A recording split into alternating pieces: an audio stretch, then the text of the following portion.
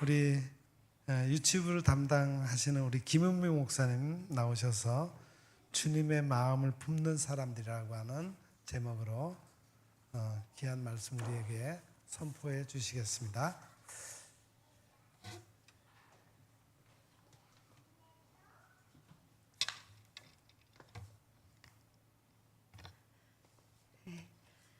우리 사랑하는 성도 여러분, 또 우리 유치부 선생님들과 또 우리 교회학교 교사 여러분들, 오늘 우리 일부 예배 유치부 헌신 예배로 드리면서 우리 교사들과 또 부장님, 또 우리 교회학교에 소속되어 있는 어린이들과 또 청소년들 그리고 청년들까지 우리가 함께 헌신 예배로 드리는 마음으로 이렇게 말씀을 준비해 보았습니다. 우선 말씀을 시작하면서 어느 기독교 잡지에 실린 한 청년의 나를 전도해줘라는 제목의 글을 조금 인용해서 읽어드리면서 시작을 하려고 합니다. 3살 무렵 엄마 손을 잡고 예배당에 처음 발을 디딘 이래로 일요일은 늘 교회에서 보내는 시간이 많았다. 예수님의 이야기를 듣는 즐거움이나 친구들과 선생님을 만나는 재미도 있었지만 주일 성수를 배운 뒤 생긴 의무감이 동력이 되었던 적도 많았다. 어린 시절에는 그랬다. 코로나가 확산되면서 내가 출석하는 교회는 빠르게 온라인 예배로 전환했다. 뉴스에 연이어 오프라인 예배와 집회를 강행하면서 코로나 확산하는 종교 이야기가 나올 때마다 교회가 욕을 먹을 만한 일을 하는 게 싫었다. 그래서 온라인 예배로의 전환이 반가웠다. 진심이었다. 그리고 꺼내놓지 않은 진심도 있었다. 예배당으로 가는 수고에 해방된 기쁨이었다. 어느 순간부터 의무감만으로 예배당에 가고 있었던 것이다. 네, 이 글은 우리 성도님들이라면 또 우리 교회학교 교사들이나 저조차도 어느 정도 공감이 되는 그런 내용입니다.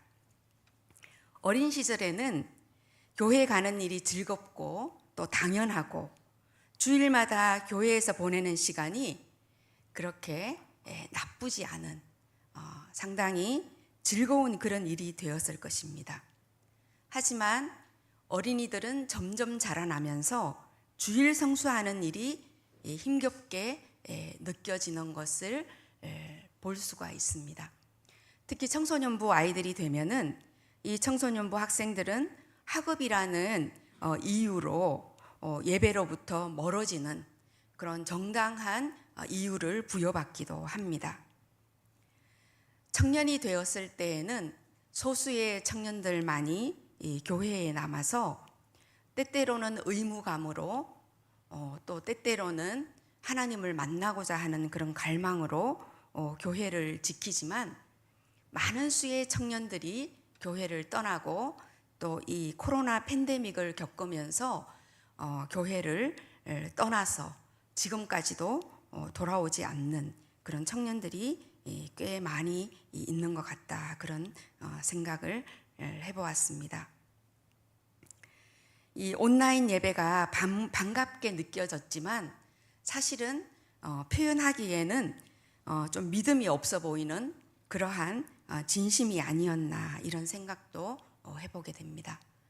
그리고 온라인 예배 앞에서는 처음에는 예배의 격식을 갖춰서 소리 내어서 찬양도 따라 해보고 또 기도할 때 눈도 감으면서 함께 기도도 하지만 점점 자세는 흐트러지고 소파로 자리를 옮긴 다음에 급기야는 침대로 들어가게 되는 그러한 온라인 예배를 우리들은 몇 번쯤은 경험해 보았을 것입니다.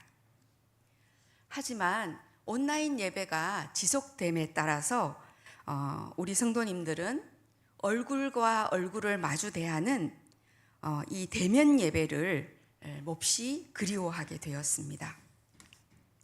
오늘 소개해드린 이 청년의 글도 그래서 제목이 나를 전도해줘 라는 제목입니다.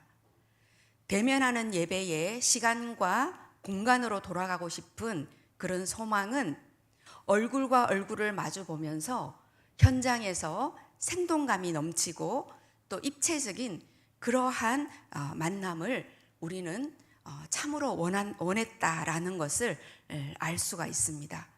왜냐하면 이러한 감동이나 기쁨은 대면 예배를 통해서 많이 누릴 수 있는 것이기 때문입니다. 그럼에도 불구하고 우리 교회나 또 혹은 다른 교회들에도 보면 청년들은 이 대면 예배의 자리로 돌아오지 않는 그런 모습들이 많이 있음을 느끼게 됩니다. 그렇다고 해서 이 사람들이 이 예배를 그리워하지 않을까 이런 생각을 해보면 꼭 그렇지만도 않은 것 같습니다. 오늘 이 청년은 정말 예배의 자리로 가고 싶지만 그 예배의 자리로 갈 만한 그런 동기나 또 혹은 감동이나 기쁨이 그에게 없기 때문인 것 같습니다. 그렇게 생각해 보면 우리는 어린 시절의 예배와 만남의 즐거움, 또 충만감, 또 행복감 이런 것들을 그리워하지만 많은 합리적인 이유에도 불구하고 교회로 돌아가고 싶다. 또 혹은 교회로 돌아가야만 한다라는 그런 내면의 갈등들이 많이 있는 것도 사실인 것 같습니다. 이러한 상황에서 우리 교회 학교는 이 교회를 떠나고 또 돌아오지 않는 이들을 위해서 어떠한 만남의 공동체로 우리는 준비하고 있어야 하는가? 또 이러한 재난이 아니더라도 어떻게 지금 오늘 우리 유치부 어린이들이 많이 나오지는 못했지만 이 어린이들이 함께 나와서 찬양을 하였는데요. 이 어린이들이 교회 학교에 남아서 정말 청년이 되어서도 이 교회 공동체를 사랑하고 주일 성수를 하며 기쁨과 충만한 가운데에 이 교회 공동체를 우리가 지키고 믿음을 전수받을 수 있는가 이런 고민들을 우리는 할 수밖에 없겠다 그런 생각이 듭니다. 유치부 어린이들은 교회 나오는 것이 너무 당연하고 또 즐겁고 또 행복해 합니다. 그러나 이 어린이들은 조금만 지나면 중고등학생이 되고 또 청년이 되겠지요. 그러면 저 아이들이 우리 교회에 남아서 함께 우리 성도님들과 예배를 드릴 수 있겠는가 그런 질문을 저는 또 해보았습니다. 사랑하는 성도 여러분, 또 우리 교사 여러분, 오늘 저는 우리가 목사님께서 읽어주신 빌립보서 2장 1절에서 8절의 말씀을 통해서 이 질문에 대해서 함께 숙고하고 묵상해 보고자 합니다. 이 본문의 말씀이 오늘 우리에게 어쩌면 우리 교우들에게 또 우리 교사들에게 하나님께서 귀한 감동을 주셔서 새롭게 결단하게 하고 또 좋은 해결책들을 발견할 수 있는 그러한 기회가 되기를 간절히 바랍니다. 오늘 본문의 말씀은 사도 바울이 로마에 억류되어 있을 때에 기록된 서신입니다. 마치 우리가 코로나로 인해서 각 가정에 발이 묶여 대면 예배를 드릴 수 없었던 것처럼 사도 바울도 로마에 억류되어서 2년 동안이나 자신이 전도 여행을 통해 세웠던 교회들을 대면으로 방문할 수 없었습니다. 그는 사랑하는 빌립보 교회 안에 분열과 분쟁 그리고 사도 바울의 투옥으로 인한 큰 교우들의 비관적인 마음 그리고 교회 안에 바리새 율법주의자들이나 혹은 사이비 바울주의자들이 침투해서 여러 가지 갈등과 분쟁과 어려움을 조장하고 있다는 것을 사도 바울은 전해 들었습니다. 사도 바울은 억류되어서 빌립보 교회를 방문할 수 없었기 때문에 사랑의 마음을 가지고 이 서신을 기록하였습니다. 이 서신을 저는 묵상하면서 우리가 마치 코로나 기간에 카카오 채널 앞에 자기의 핸드폰을 들고 카카오 채널 앞에서 또 혹은 그 핸드폰을 TV에 연결해서 정말 거기에서 흘러나오는 예배의 여러 순서들을 따라 간절한 마음으로 그 예배를 드렸던 기억이 떠올랐습니다. 아마도 빌립보 교인들도 우리가 카카오 채널에서 흘러나오는 그 예배들이 너무나 하나님을 갈망하게 했던 것처럼 빌립보 교인들도 이 바울의 서신을 통해서 많은 위로와 격려를 받았을 것입니다. 또 이 빌립보 교회 교우들은 이 바울의 간절한 그런 소망과 권면을 통해서 이런 갈등과 분쟁을 해결하고 또 하나로 연합하는 그런 좋은 경험이 되었을 거라 그렇게 생각을 해봅니다. 오늘 이 사도 바울의 권면의 말씀이 오늘 우리 함께 예배드리는 우리 성도님들과 특별히 우리 교사들에게 참으로 귀한 선포의 사랑의 메시지가 되시기를 간절히 바랍니다.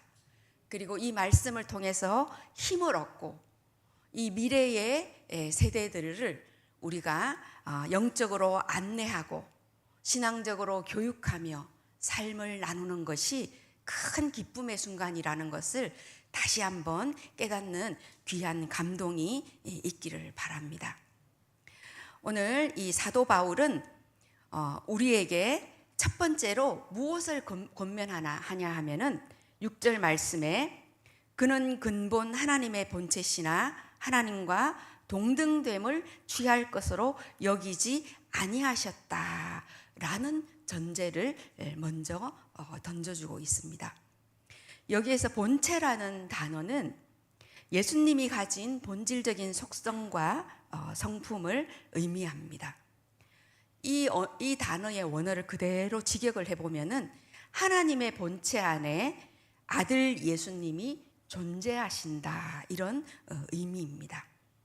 하나님의 본질을 소유하시는 분, 그래서 하나님의 지위와 그 특권을 가지신 분이다 이렇게 이해하면 조금 더 쉬울 것 같습니다. 하나님과 같은 지위, 하나님이 누리는 그 특권 이런 것들을 가지셨지만 예수님께서는 그것을 내려놓으셨다.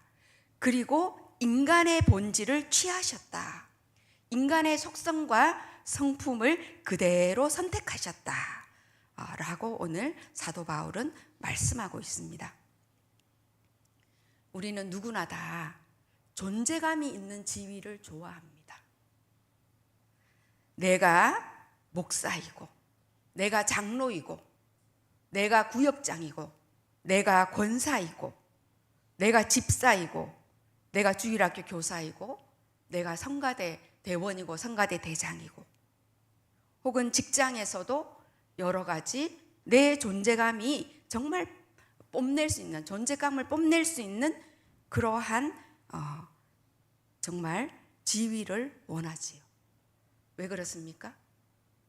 그 지위를 통해서 우리는 많은 특권을 누리기 때문에 그렇습니다.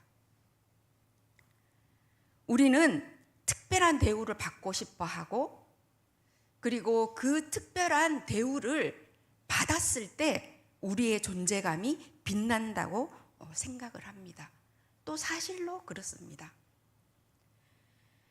하지만 하나님은 그 아들 예수님이 하나님의 사랑으로 만든 존재인 이 사람들이 예수님을 배신하고, 그리고 조롱하고, 모욕하고, 심지어 폭력을 행사하고, 그래서 십자가에 매달아서 죽임을 당할 것을 알면서도 그 아들 예수님을 우리에게 내어주셨습니다. 그리고 그 예수님은 그 지위와 특권을 순종으로서 포기하셨다는 것을 우리는 오늘 이 말씀을 통해서 알 수 있습니다.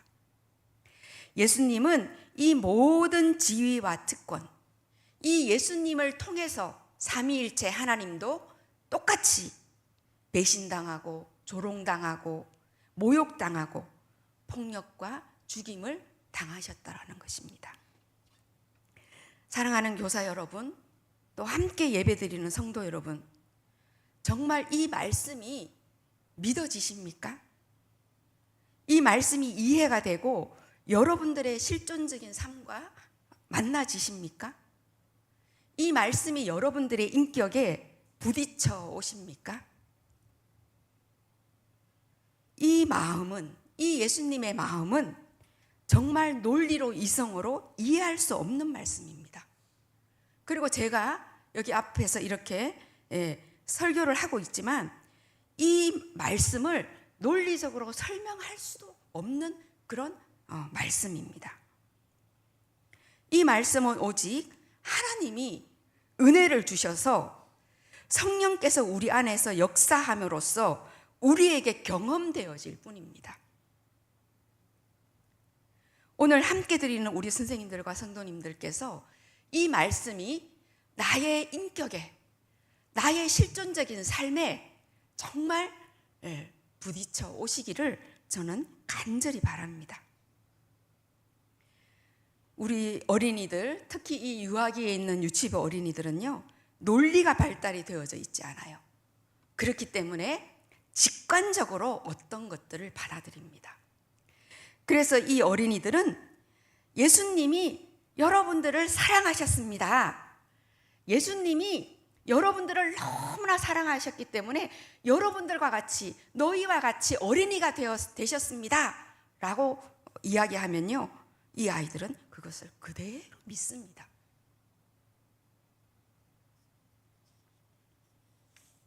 그렇기 때문에 우리는 어린이들을 보고 그 믿음을 배워야 합니다. 그러나 유기적으로 볼 때 이 어린이들은 자신의 마음을 보호할 수 있는 능력이 적고 그 믿음을 유지할 수 있는 능력이 약합니다. 그렇기 때문에 이러한 예수님의 사랑을 끊임없이 외부로부터 확인받고 어른들의 무조건적인 사랑을 통해서 공급을 받을 때 이 어린이들은 그 안에서 믿음을 지켜낼 수 있고 그 믿음을 성장시켜 나아갈 수 있습니다. 그렇기 때문에 이 선생님들이 얼마나 중요한 그러한 어른인지 모릅니다. 그리고 특히 또 이 유아기의 어린이들은 이 부모가 얼마나 중요한 어른들인지 모릅니다. 자신의 지위를 포기하는 어른, 내가 밖에서는 사장이고 회사에서는 부장이고 학교에서는 교수고 내가 병원에서는 의사고 교회에서는 내가 장로고 권사이지만 어린이들 앞에서는 내가 바로 무조건적인 사랑을, 내 지위를 포기하는 그런 어른들이 되어야 합니다. 그리고 내 특권을 포기하는, 내 존재감이나 내 지위가 주는 특권을 포기하는 그런 어른들이 되어야 합니다. 뿐만 아니라 이 어른들은 이 어린이들의 마음을 읽어주고 그 마음과 한 뜻이 되어서 그 어린아이의 신발을 신어보는 그런 공감적인, 이 예수님의 성육신의 이 공감성을 우리들은 가질 수 있어야 하고 그것을 아이들에게 나눌 수 있어야 합니다. 그럴 때 이 어린이들은 그 믿음을 지켜나가고 그 믿음을 성장시킬 수 있다는 것입니다. 예수님도 어린이였던 시절이 있습니다. 누가복음에 보면 예수님은 율법에 따라서 할례를 받았습니다. 그리고 어머니의 태에서 난 첫 아들이기 때문에 그 아들에게 행하는 헌신예를 받았습니다.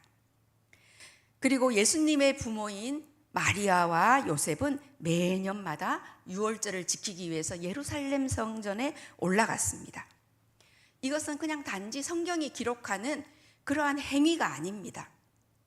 마리아와 요셉, 또 마리아의 이 요셉의 집안이 얼마나 철저하게 신앙생활을 했는지를 보여주는 말씀입니다. 이 마리아와 요셉, 그 가족과 친지들, 그 마을이 갖고 있었던 그 어른들의 헌신적이고 또 희생적인 신앙의 모습 때문에 예수님은 튼튼하며 지혜롭게 자랐다고 그렇게 성경은 말씀하고 있습니다. 하나님과 사람들의 축복을 받으며 예수님의 몸과 마음이 성장했습니다. 성경은 이렇게 보고하고 있습니다. 물론 예수님 위에 하나님의 은혜가 항상 있었습니다. 우리 어린이들도 마찬가지입니다. 우리 교사들과 우리 교회의 어른들, 우리의 부모와 우리의 친지들이 모두 성육신하신 예수님의 마음을 품는 그런 헌신적이고 또 정말 겸손한 그런 어른들이 되었을 때에 이 어린이들은 참으로 귀하게 믿음의 어린이로 자라날 것입니다. 그러나 오늘 성경은 하나님의 은혜만 있었다고 하지 않았습니다. 하나님의 축복과 사람들의 축복이 예수님 위에 있었다. 이렇게 말씀하고 있다는 것입니다. 성도님들 한번 생각해 보십시오. 하나님이신 예수님이 취약한 어린이의 모습으로 우리 가운데 사셨습니다. 어른들의 오랜 돌봄과 사랑이 있어야 생존할 수 있었다는 것입니다. 여러분들 손주가 있으신 분들, 자녀를 키워보거나 어린 자녀가 있으신 분들은 잘 아실 것입니다. 엄마 아빠가 눈만 한번 부릅떠도, 큰 소리만 한번 내도, 부부끼리 조그만한 다툼이 있어도 아이는 얼어붙어 버리고 숨어버리고 울거나 아니면은 무서워서 벌벌 떨게 되죠. 이러한 취약한 상태를 예수님도 경험하셨다는 것입니다. 절대적으로 어른들의 돌봄을 필요로 할 수밖에 없을 만큼 우린 누군가의 도움 받는 게 되게 어렵잖아요. 내 존재감이 없어지는 것 같고 수치심이 올라오고 내가 힘없는 사람이 된 것 같아서 우리는 누군가의 도움을 받는 걸 어려워합니다.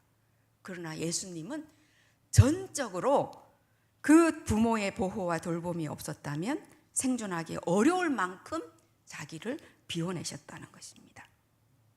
그리고 예수님은 어떻게 하셨어요? 주도권을 내려놓으셨어요. 종의 형체를 가졌다고 그렇게 말씀하셨습니다. 하나님과 같은 분이, 하나님의 형체를 가진 분이 종의 형체를 선택했습니다. 예수님은 공생의 내내, 물론 그 이전에 자세한 기록이 없어서 우리는 그냥 상상만 할 뿐이지만 예수님의 공생의 과정 내내 보면 예수님은 하나님께 기도로 물었고 질문했고 답을 구했고 그리고 하나님의 인도하심에 따라 그리고 하나님 앞에 절대적으로 순종하는 주도권을 내려놓는 그러한 삶을 사셨습니다. 여러분들 집에 20살이 넘는 청년 자녀가 있습니다. 그러면은 그 자녀가 여전히 부모에게 전적으로 의존하고 일도 안 하고 경제적으로 정서적으로 자신의 삶을 책임지지 못하는 그런 모습을 보면 몹시 수치스러워합니다.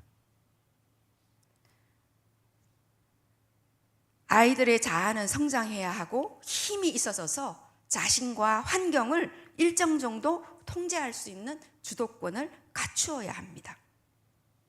그래서 그 독립성을 갖도록 하기 위해서 부모들은 애를 씁니다. 그러나 성도님들, 자신을 지금 한번 돌아보십시오. 우리가 삶을 얼마나 통제할 수 있습니까?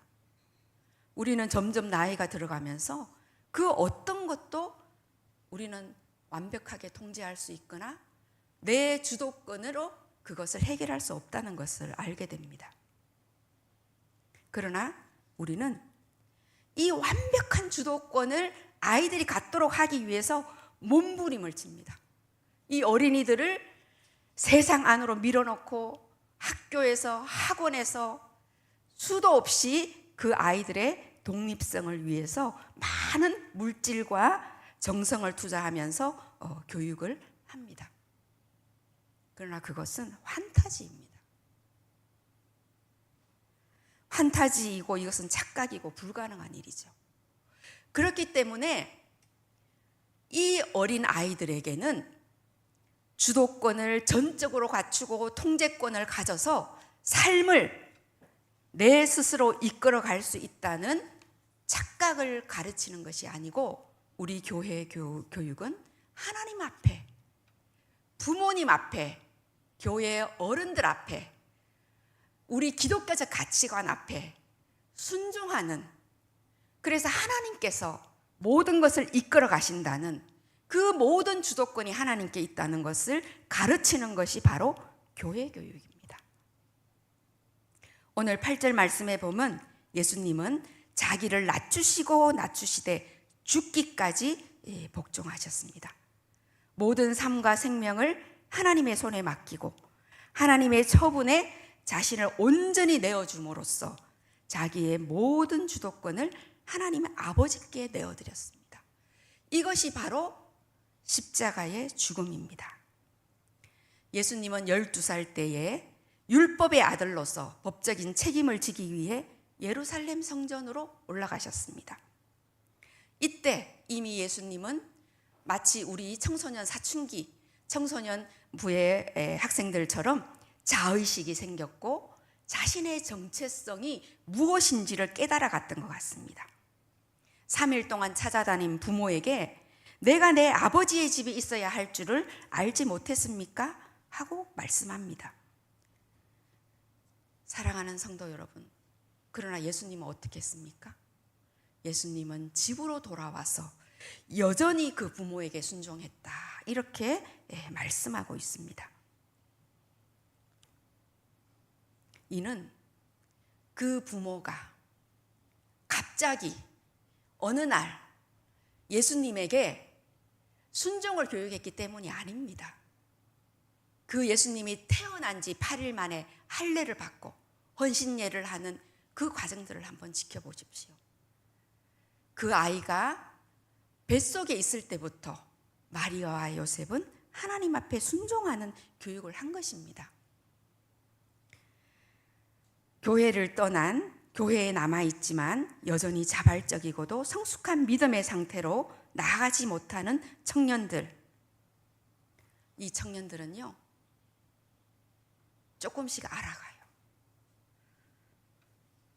자신이 그 환경이나 자기 자신이나 그 무엇도 좀처럼 통제할 수 없고 주도할 수 없다는 것을 알게 된다는 것입니다. 그래서 오늘 이 청년도 나를 전도해줘, 이렇게 글의 제목을 썼습니다. 순종의 삶에 대한 교육과 또 어른들의 순종의 삶을 통한 사랑과 하나님의 은혜를 맛보았기 때문에 이들은 돌아오고 싶어 합니다. 우리 선생님들이, 우리 교회 학교 선생님들이 헌신적으로, 무조건적으로 이 어린이들과 청소년들을 정말로 예수님처럼 예수님의 마음으로 사랑하려고 노력했기 때문에 이 청년들은 그 맛을 기억을 하는 것입니다. 그 교육이 그 청년들의 인격에 스며들어 있다는 이야기입니다. 그럴 때에 우리는 그 청년들이 교회로 돌아오도록 그 문을 열어놓고 그 청년들을 맞이할 준비를 해야 합니다. 기독교윤리 실천운동이라는 단체에서 2009년부터 총 6회에 걸쳐서 3년마다 한국교회 신뢰도 조사를 하였습니다. 2023년 마지막 조사에서 20대에서 가장 신뢰하는 종교가 무엇인 것 같으세요? 17%, 17.1% 불교였습니다. 기독교는 그 뒤를 잇는 15%였습니다. 그러나 여기서 저희가 주목한 것은 뭐냐면 신뢰할 만한 종교가 없다 이렇게 응답한 20대 청년들이 41.8%나 된다는 것입니다. 그리고 기독교를 신뢰한다고 응답한 이 청년들조차도 기독교인들조차도 73.8%만이 기독교를 신뢰한다 이렇게 응답을 하였습니다. 사랑하는 성도님들, 또 우리 사랑하는 교사 여러분들, 오늘 사도 바울은 2장 1절에서 4절을 통해서 말씀합니다. 그러므로 그리스도 안에 무슨 권면이나 사랑의 무슨 위로나 성령의 무슨 교제나 긍휼이나 자비가 있거든 마음을 같이하여 같은 사랑을 가지고 뜻을 합하여 한 마음을 품어 아무 일에든지 다툼이나 허영으로 하지 말고 오직 겸손한 마음으로 각각 자기보다 남을 낮게 여기고 각각 자기 일을 돌아볼 뿐더러 또한 각각 다른 사람들의 일을 돌보아 나의 기쁨이 충만하게 하라 이렇게 권면하고 있습니다. 요 말씀만 똑 떼어 보면은 이게 얼마나 부담스러운 권면의 말씀입니까? 그렇죠? 이거 하려면 엄청 강박적이 돼야 돼요. 이렇게 할 수 있는 완벽한 사람은 아무도 없습니다. 그러나 사도 바울은 2장 5절에 이것을 우리가 할 수 있게 하기 위해서는 너희 안에 이 마음을 품어라. 이는 곧 예수 그리스도의 마음이니 라고 말씀하고 있다는 것입니다. 제가 초반에 말씀드린 것처럼 예수님께서 우리를 사랑하신 정말 죽기까지 순종하신 그 사랑이 우리의 인격에 우리의 실존적인 삶에 경험되어지는 그래서 그 마음이 품어지는 그러한 경험이 있게 되면 우리는 이 사도 바울이 권면한 빌립보서 2장 1절에서 4절의 말씀을 우리 교회 학교의 신앙교육으로 어린이들에게 다가갈 수 있다는 것입니다. 사랑하는 성도 여러분, 교사 여러분, 이제 제가 말씀을 맺겠습니다. 희생적인 무조건적인 사랑을 맛본 사람은 그것을 잊지 못합니다. 많은 청년들이 교회를 떠나고 돌아오지 않는다고 해도 그들은 지금 부르짖고 있습니다. 나를 전도해줘. 코로나로 인한 주일 성수가 면제받은 지금 우리는 그들을 어떻게 교회 공동체 안에 머물게 하고 또 떠난 이들을 돌아오게 하고 나아가서 전도할 수 있을까요? 이 예수 그리스도를 품는 마음. 그 마음은 바꿔 말하면 어린이들은 어린 시절부터 좋은 교회의 어른들을 통해서 믿음의 교육을 받아야 하지만 우리 교사들과 선생님들은 좋은 어른이 되기 위해서 끊임없이 이 예수의 마음을 품기 위한 그러한 인내의 믿음의 경주를 하셔야 된다는 이야기입니다. 그것도 하지 않고 청년들은 왜 안 믿어지냐? 또 예수님은 왜 이렇게 무기력하냐? 예수님 왜 날 사랑하냐? 이해되어지지 않고 수용되지 않습니다. 그 청년들이 다시금 돌아오게 하기 위해서는 우리 어른들이 매일매일의 하나님 앞에 나아가는 인내와 절제의 믿음의 수고를 여러분들의 시간을 통해서 전체 일상의 삶을 통해서 여러분들이 하나님 앞에 나아가는 귀한 믿음의 경주가 있어야 할 줄로 압니다. 인간적인 특권과 지위를 내려놓고 겸손히 우리가 서로 뜻을 같이 하고 사랑하고 그리고 우리끼리 우리 정말 교사들과 우리 교우들이 서로의 속 깊은 벗이 되고 내 방식을 앞세우지 말고 다른 사람이 잘 되도록 돕고 그리고 내 이익을 꾀하는 일에 사로잡히지 말고 정말 내 자신을 잊을 정도로 도움의 손길을 내미는 그런 우리 교사들과 성도들이 되시기를 간절히 기도하고 바랍니다. 기도하겠습니다. 사랑해 주님, 예수님의 마음을 품고 예수님이 가신 것처럼 우리가 가진 특권과 주도권을 주장하지 않으며 순종하는 삶을 살기를 원합니다. 그러나 우리는 매 순간 내 자신을 드러내기를 원하고 인정받고 보상받기를 바랍니다. 우리를 자라나는 어린 영혼들의 신앙과 삶을 안내하는 교사로 부르셨지만 예수님의 마음을 품는 것은 어렵기만 합니다. 주님, 우리를 불쌍히 여기셔서 주님께서 우리의 삶에 깊이 개입하여 주시고 우리의 인격을 주님께서 만나 주시사 우리가 다시금 결단하고 회개하며 성숙한 모습으로 성숙한 교회의 어른으로 이 교회 학교의 어린이들과 청소년들, 청년들에게 다가가는 귀한 우리 선생님들과 성도들이 될 수 있도록 도와주시옵소서. 예수님의 이름으로 기도합니다. 아멘.